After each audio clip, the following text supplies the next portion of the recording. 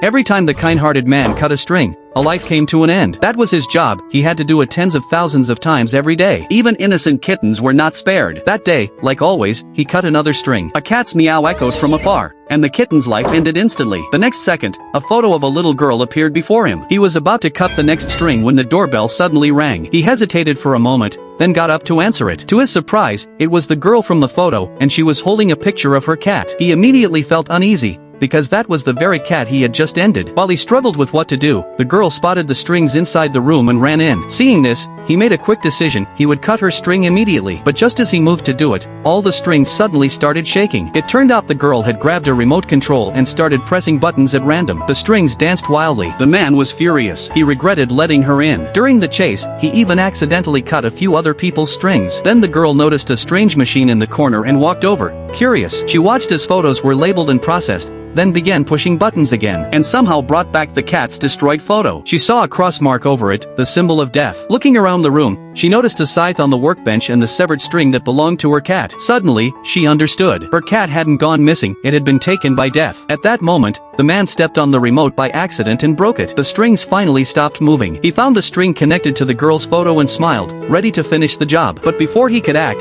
the girl shouted at him. He turned and saw her holding his own life string. He froze in fear and begged her not to do anything rash. She used it to threaten him, demanding he bring her cat back. Under the threat of death, he had no choice but to return to the machine. He restored the cat's original life and added a second one to the track. A moment later, a familiar meow echoed through the room. The girl rushed out the door, overjoyed to find her cat again. The man shut the door behind her and sighed in relief. After all that, he began to reflect, he couldn't even handle one little girl. Maybe it was time to stop hiding in the room. So he picked up his oversized reaper's scythe and stepped outside. Everyone thought the girl had met a terrible fate, but instead, the man was just out front, using the scythe to trim the grass in his yard.